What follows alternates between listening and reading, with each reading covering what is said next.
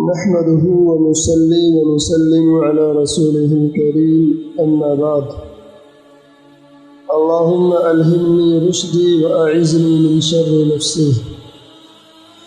ناظرین، اس سے پہلے ویڈیو میں ہم نے بیان کیا تھا کہ میز یا ٹیبل پر کھانا خلاف سنت ہے۔ حضور اکرم صلی اللہ علیہ وسلم نے ہمیشہ زمین پر دسترخوان بچھا کر کھایا ہے۔ یہ تو بات تھی زمین پر بیٹھ کر اور کسی ٹیبل وغیرہ پر کھانا لگا کر کے کھانے کی، یہ بھی خلاف سنت ہے۔ اس کے ساتھ ساتھ کرسی پر بیٹھ کر کھانا بدعت اور مکروہ تحریمی ہے۔ مولا علی قاری رحمۃ اللہ علیہ نے اس کو متکبرین کا طریقہ قرار دیتے ہوئے بدعت قرار دیا ہے۔ فخر المحدثین، رأس الفقہاء، قطب الارشاد، امام ربانی حضرت مولانا رشید احمد گنگوہی نور اللہ مرقدہ نے کوكب الدری میں لکھا ہے کہ ہمارے زمانے میں چونکہ اس میں نصارہ کے ساتھ مشابہت بھی ہے، اس لیے کرسی پر بیٹھ کر کھانا مکروہ تحریمی ہے۔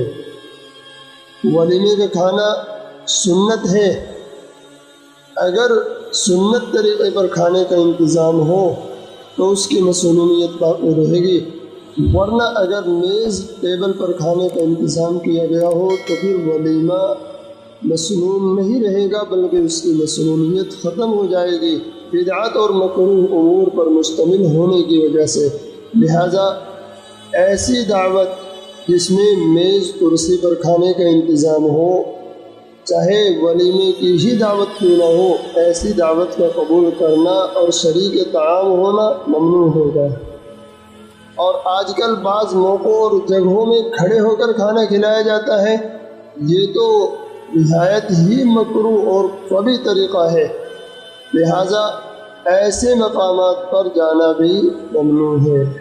لہٰذا ہمیں چاہیے کہ ہم کھانے میں سنت طریقے کا اہتمام کریں، اور ٹیبل وغیرہ لگا کر کے یا میز اور کرسیوں پر کھانا، یہ سب خلاف سنت اور ممنوع طریقے ہیں۔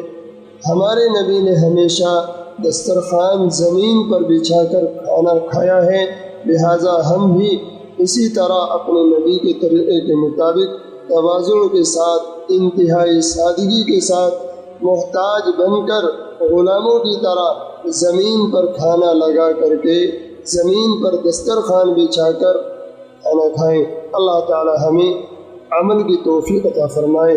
والسلام علیکم ورحمۃ اللہ وبرکاتہ۔